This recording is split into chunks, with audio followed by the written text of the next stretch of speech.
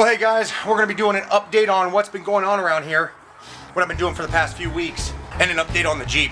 Well, our stereo system that sits outside here, I tore it apart because I had a bad connection down here, and one of the speakers wasn't working, so I tore this apart, and I thought it was going to be a bad solder connection, but it wasn't. It was just a loose, the pin and the nuts back there were just loose, so I just tightened those up, and now it just kicks.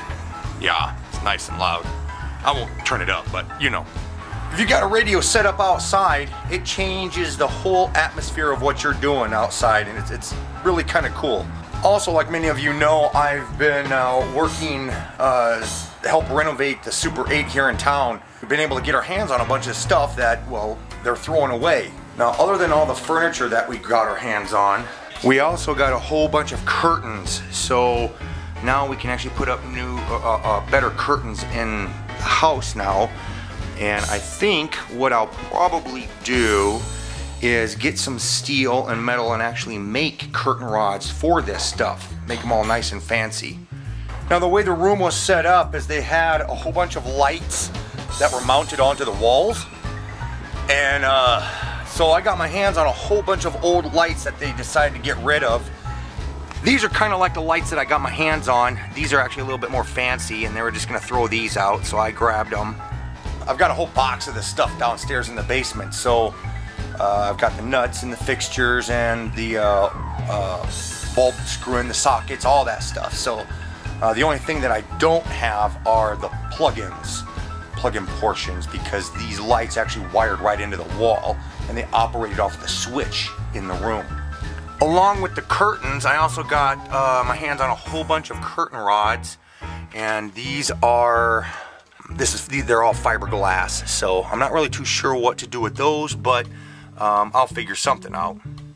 And here's the engine for the bike. I've been cleaning that up a little bit, and see my wad of stuff here that I got to clean all this out with, but yeah, blowing through carburetor cleaner and stuff like there's no tomorrow, trying to clean this thing up.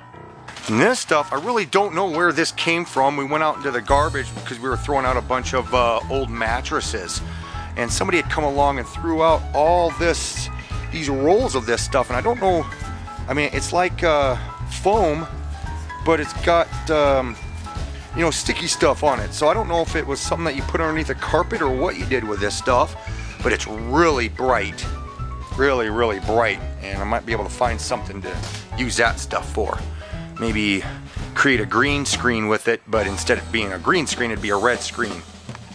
Okay, so now for an update on the Jeep. After we had changed I guess I should talk to the camera, but after we had changed the spark plugs, we went back into town, and well, actually I had done the live video chat on Facebook, and some of you guys came in and were watching and giving us suggestions and stuff like that. And there was Thunder Divine said something about the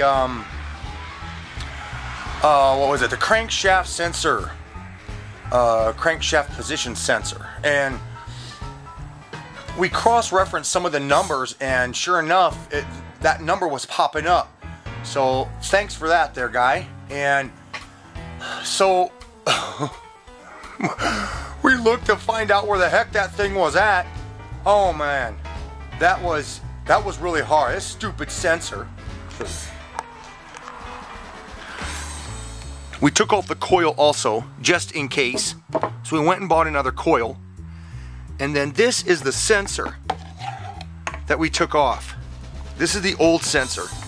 And when I pulled this thing off, there were iron filings magnetized to it. So I'm thinking maybe just over time, you know, wear and tear of the Jeep and that sort of stuff, you know, little filings collected on this and altered the pickup of this thing. But oh man, this was a pain in the butt to get out, because this stupid thing was way down behind the engine, stuck on the transmission. Well, kind of the transmission, but you know, it detected the position of stuff. So yeah, but anyways, so we had to get underneath the car, and I had every single extension I had to reach up and take these bolts out because I couldn't get my hand up in there and have enough power in my arm to turn the dang thing to get these two bolts out. But finally we got it and went and bought new ones and installed new ones. Strange thing that happened was when we fired it up, the distributor cap made a loud pop. I think what happened was that the rotor that's inside there wasn't in the correct position, so when she went to turn the key, it adjusted it to its position where it needed to fire the next cylinder, and there was just a loud pop to clear off the stuff that was on the rotor. So yeah, it was that's the only thing that happened. It was a loud pop, and then the car started right up and just purred like a kitten. So yeah, that sucked. And I have a few other little things that I'm getting ready, that I'm working on, and I'm in the process of doing videos on, doing a new video.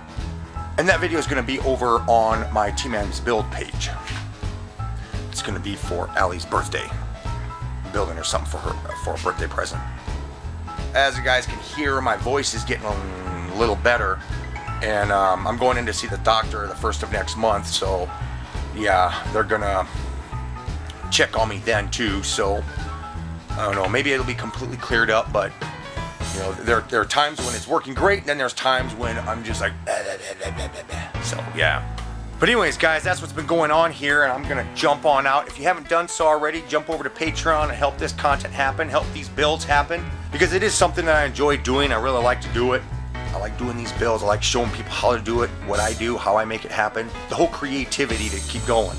Oh, and also with the help from my patrons, I got a new grinder. Jeez, my last one took a crap on me. Ever notice how those things die on you right in the middle of doing something important and you can't continue until you get a new one? But as always, guys, post a comment down below, thumbs up the video, and I'll see you in the next one. Bye-bye.